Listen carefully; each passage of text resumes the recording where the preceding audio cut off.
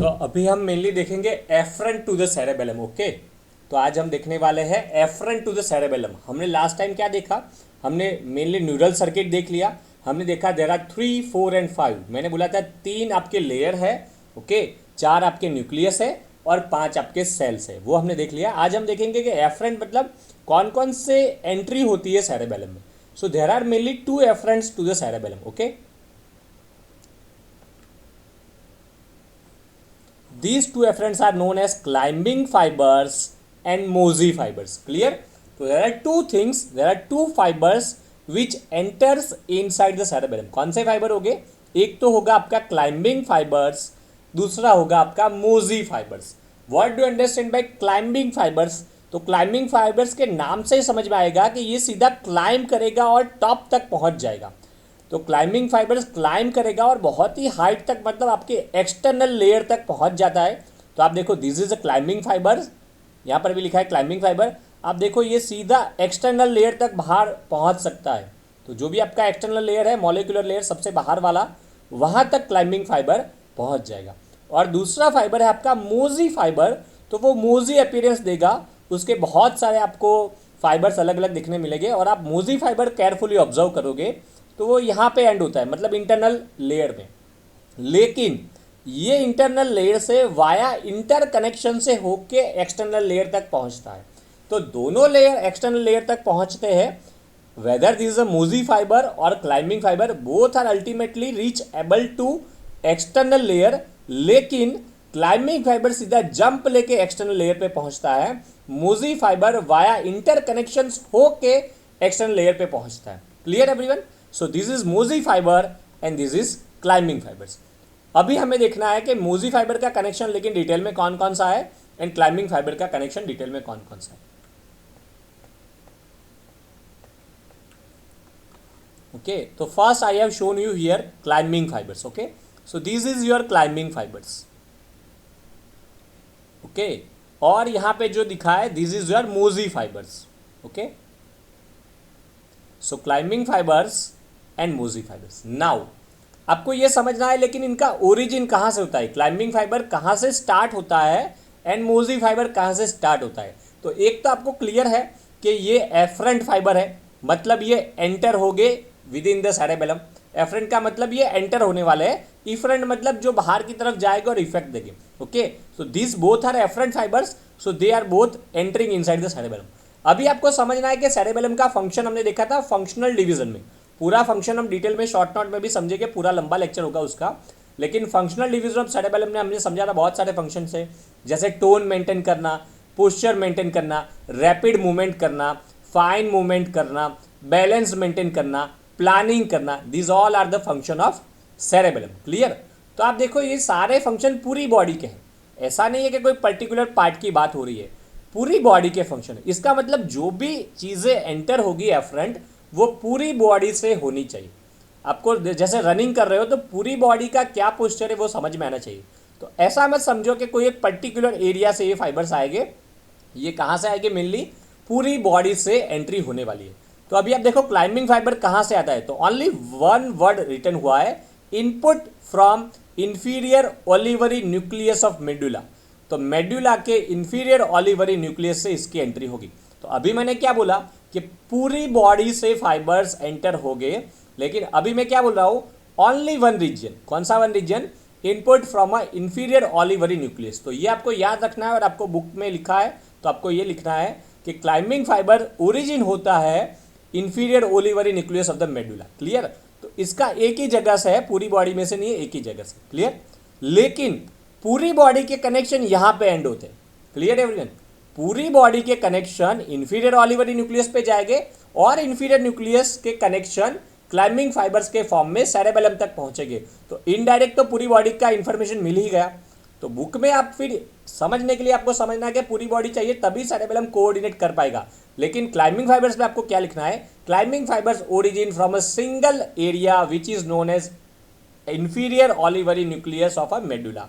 Input from a inferior olivary nucleus. लेकिन आपको समझना है फिर आगे बुक में तुरंत सेकंड सेंटेंस लिखा होगा कि whole body gives ultimate information to the inferior olivary nucleus. तो पूरी बॉडी के command ultimately inferior olivary nucleus पे जाता है, मेनली प्रोप्रियोसेप्शन के कमांड जाएगी। ओके, कि भाई आपका मसल की कंडीशन क्या है, आपका स्पाइनल कोड और आपके पेरीफेरी के टिश्यूज़ की कंडीशन क्या है, सारा कमांड, आपका पोस्चर वाला कमांड इन्फीरियर ऑलिवरी न्यूक्लियस में जाता है, उसके सिग्नल्स के क्या बॉडी की पोजीशन है, पोस्चर है, और वो command via climbing fibre cerebellum में एंटर होती है। क्लियर। और आप मोजी फाइबर की बात करो तो यहाँ पे तो सीधा ही लिखा है इनपुट फ्रॉम अदर एफरेंट्स, मतलब पूरी बॉडी के एफरेंट्स के इनपुट मोजी फाइबर के फॉर्म में होगी। तो क्लियर, क्लाइंबिंग फाइबर भी पूरी बॉडी से, मोजी फाइबर भी पूरी बॉडी से, लेकिन मोजी फाइबर में ऐसा ही लिखा है सीधा ही कि from a whole body afferent enters within the mossy fibres, लेकिन यहाँ पे वर्ड लिखा होगा from a single area inferior olivary nucleus afferent enters within the climbing fibres. Clear. तो ये मैं आपको अगेन दिखा देता हूं। क्लाइंबिंग फाइबर्स कहां से आ रहे हैं, देखो from inferior olivary nucleus they give, ये बाद में समझते, ठीक है, इतना clear. From inferior olivary nucleus and mossy fibre, okay, mossy fibre originate from a many centres in the brain stem, spinal cord including vestibulo cerebral, spinocerebral, पोंटोसेरेब्रल।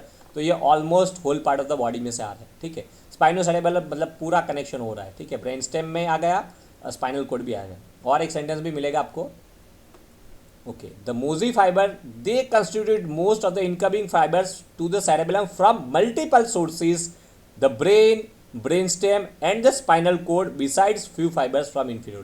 Clear.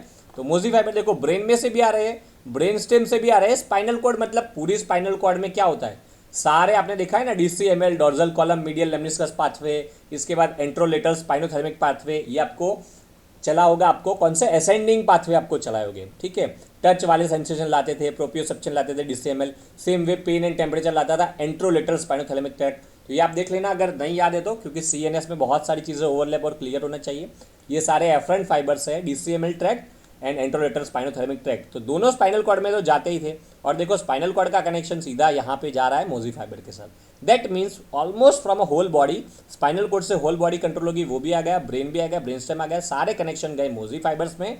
लेकिन climbing fibres में only one, कौन सा, inferior olivary nucleus. Clear. लेकिन आगे याद रखना कि फिर इंफीरियर ऑलिवरी न्यूक्लियस में सारा बॉडी का कमांड वहीं पे जा रहा है। देखो originate from a single region, तो ये चीज़ लिखना है, वहाँ पे आएगा मोजी फाइबर में आएगा मल्टीपल रीजन से एंट्री होती है, यहाँ पे वर्ड आ रहा है सिंगल रीजन से। लेकिन ये मत समझना कि सिंगल रीजन मतलब इसको इन्फॉर्मेशन सिंगल मिलती है, सिंगल रीजन से आ रहा है, लेकिन पूरी बॉडी की इन्फॉर्मेशन इंफीरियर ऑलिव के पास ऑलरेडी होती है और उसके बाद जाता है। तो ultimately climbing and mossy both are entering in the cerebellum, okay. तो one difference clear everyone between the mossy fibre and climbing fibres.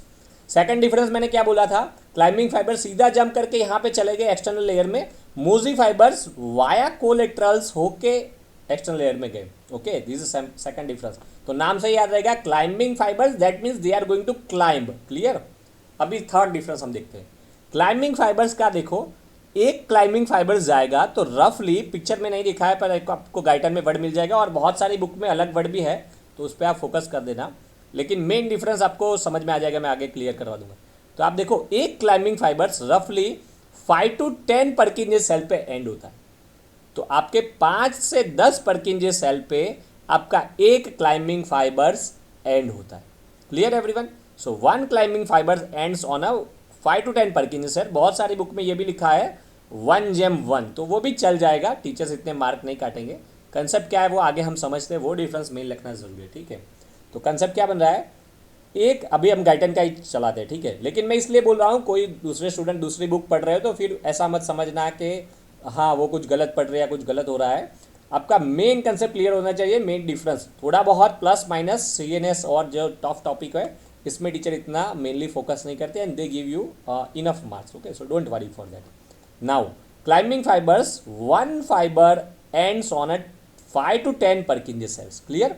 लेकिन एवरी परकिंजे सेल रफली हैव 25 to 30 डेंड्राइट्स। तो एक परकिंजे सेल का रफली 20 से 30 डेंड्राइट्स होते हैं। अब ये एंड हो रहे हैं रफली मान लो 5 से 10 पे, और हर एक के 30-30 है, तो वर्डिंग आपको ये भी मिलेगा गाइडन में कि एक क्लाइंबिंग फाइबर 300 डेंड्राइट के साथ साइनेप्स होता है। क्लियर। क्योंकि एक एंड होता है 10 पे और हर एक के 30-30 है। मान लो एक परकिंजे सेल्स के 30 डेंड्राइट हो, ओके, तो 10 परकिंजे सेल के कितने डेंड्राइट हो जाएंगे, 300। तो गाइटन में ये वर्ड मिलेगा कि one climbing fibre ends on a 5 to 10 Purkinje cells, लेकिन आगे पैराग्राफ में आपको ये वर्ड मिलेगा one climbing fibres is going to synapse on a dendrites of a Purkinje cell. Climbing fibre ने किसके साथ साइनेप्स किया? परकिंजे सेल्स के डेंड्राइट्स के साथ। तो ये वर्ड आएगा आपको 300 डेंड्राइट्स के साथ साइनेप्स होगा, लेकिन दोनों सेम चीज हो जाएगी। क्लियर? क्योंकि एक परकिंजे सेल में रफली आपको 20 से 30 डेंड्राइट्स मिल जाएगी। तो clear, one climbing fibres ends on a 5 to 10 Purkinje cell and this is very strong connection. तो एक क्लाइंबिंग फाइबर बहुत सारे परकिंजे सेल्स पे एंड हो रहा है, 5 to 10 Purkinje cells, so this is very strong connection. Clear? Climbing fibre में एक ही कंसेप्ट फाइनल है, ये आना चाहिए वर्ड आपका, climbing fibre makes a very strong connection to the Purkinje cells. अगर क्लाइंबिंग फाइबर कुछ बोलेगा तो परकिंजे सेल डेफिनेटली उसको सुनेगा। So that is a very strong connection between these two, and climbing fiber is going to tell something and Purkinje cell is definitely going to follow that things. Clear? Now Mosi fibers, Mosi fibers में Mosi fibers Purkinje cells पे and हो गए, लेकिन via collateral. Okay, तो Mosi fibers ये तो हो गया आपका क्लाइंबिंग, सीधा चला गया Purkinje सेल के पास, लेकिन Mosi कहाँ पे जाते? तो Mosi फाइबर एंड होते हैं इंटरनल लेयर में। क्लियर? कहाँ पे? इंटरनल लेयर में। और इंटरनल लेयर में कौन से सेल होते हैं? Granule cells and Golgi cells. इसके आगे वाला वीडियो मैंने लिया था, वो वापस पढ़ लेना अगर आपको याद नहीं हो तो, ठीक है। एक्सटर्नल में है परकिंजे, फिर बास्केट, स्टीलेट और यहाँ पे ग्रेन्यूल एंड गोल्गी। तो इंटरनल लेयर में कौन से सेल्स है? Granular cells and Golgi cells. तो मोजी फाइबर्स कहाँ पे एंड मिली होते हैं? इंटरनल लेयर में, नॉट एक्सटर्नल लाइक क्लाइंबिंग। तो मोजी फाइबर एंड हुए इंटरनल लेयर में। इंटरनल लेयर में किसके साथ कनेक्शन बनवाएंगे? ग्रेन्यूल के साथ मिलली, लेकिन गोल्गी के साथ भी थोड़े बहुत कनेक्शन बनते हैं। तो mossy fibre connected with a granular cells मिलली, but also connected in little bit amount with a Golgi cells. Clear? Now आपको ये तो पता ही होगा, मैंने चलाया था लास्ट लेक्चर में कि ग्रेन्युलर सेल्स किसके साथ कनेक्टेड होता है? तो ग्रेन्युलर सेल्स सभी के साथ कनेक्टेड होता है। ग्रेन्युलर सेल्स गोल्गी के भी साथ कनेक्टेड होता है, ग्रेन्युलर सेल्स आपका परकिंजे के साथ भी कनेक्टेड होता है। ओके, मैं पिक्चर दिखाता हूँ वापस, दिस वन। ओके, यहाँ पे दिखा है आपका ग्रेन्युलर सेल्स। तो आप देखो ग्रेन्युलर सेल्स ये वाला दिखते हैं, ठीक है, सेम है ग्रेन्युलर। देखो ग्रेन्युलर सेल्स परकिंजे के साथ भी कनेक्टेड है, ग्रेन्युलर सेल्स बास्केट के साथ भी कनेक्टेड है, ग्रेन्युलर सेल्स स्टीलेट के साथ भी कनेक्टेड है, एंड ग्रेन्युलर सेल्स गोल्गी के साथ भी कनेक्टेड। तो granular cells connects with the everyone. और आपके मोजी फाइबर्स जो यहाँ दिखा है वो किसके साथ कनेक्ट हो गए? ग्रेन्युल के साथ। तो मोजी फाइबर कनेक्ट हो गए ग्रेन्युल के साथ, मोजी फाइबर थोड़े बहुत कनेक्ट हुए गोल्गी के साथ भी हुए, लेकिन मेनली कनेक्ट किसके साथ हो गए? ग्रेन्युल। लेकिन ग्रेन्युल फिर चारों के साथ कनेक्टेड था। तो मोजी फाइबर पहले कनेक्ट हुए ग्रेन्युल के साथ and via granule they connect हुए परकिंजे सेल के साथ। तो परकिंजे कहाँ है? डेंड्राइट उसके एक्सटर्नल लेयर में। तो मोजी फाइबर भी एक्सटर्नल में पहुंच गए, लेकिन कैसे पहुंचे? मोजी पहले इंटरनल में गए, इंटरनल में ग्रेन्युल के साथ कनेक्ट हुए and via granules they are going to external layer and to the Purkinje dendrites. Clear? अब आपको कंसेप्ट क्या समझना है कि एक परकिंजे सेल के लिए कितने ग्रेन्युलर सेल्स होते हैं? तो रफली 500 to 1000। ओके, तो एक परकिंजे सेल के लिए 500 से 1000 ग्रेन्युलर सेल्स होते हैं। क्लियर? तो आपको यही समझना है कि भले एक परकिंजे सेल है, यहाँ पे एक ही दिखा है, लेकिन ऐसे 500 से 1000 ग्रेन्युलर सेल मिलके ओनली वन परकिंजे सेल पे एंड होते हैं। क्लियर? और फिर परकिंजे के भी बहुत सारे फाइबर्स हो गए। तो एक वर्ड आएगा आपको एक्सटर्नल लेयर में, आपको मिलियंस फाइबर देखने मिलेंगे। ऑलमोस्ट पूरी बॉडी के मैक्सिमम फाइबर्स या कनेक्शन, साइनेप्टिक कनेक्शन आपको एक्सटर्नल सेरेबेलम में देखने मिलते हैं। पूरी बॉडी के ऑलमोस्ट 50% अगर आप कनेक्शन की बात करोगे, साइनेप्टिक कनेक्शन, तो एक्सटर्नल सेरेबेलम में ही देखने मिल जाते हैं। क्योंकि एक परकिंजे के लिए 500 से 1000 ग्रेन्युल है और एक ग्रेन्युल्स के भी बहुत सारे डेंड्राइट्स हो गए, तो there are millions parallel fibres. क्योंकि ग्रेन्युलर कैसे कनेक्ट होता है? देखो ये ग्रेन्युलर सेल्स आया और ये पैरेलल फाइबर्स बने, ऐसे भी गए ऐसे भी गए, दीज आर पैरेलल फाइबर्स। लिखा है यहाँ पे देखो पैरेलल फाइबर्स। तो ग्रेन्युल्स कनेक्टेड होते हैं परकिंजे के साथ बाय पैरेलल फाइबर्स। तो there are millions of parallel fibres usually seen. Okay, तो ये आपको one thing is clear. Now अभी हमें फोकस करना है Purkinje cell and mossy fibres. हमने देखा, मैंने क्या बोला?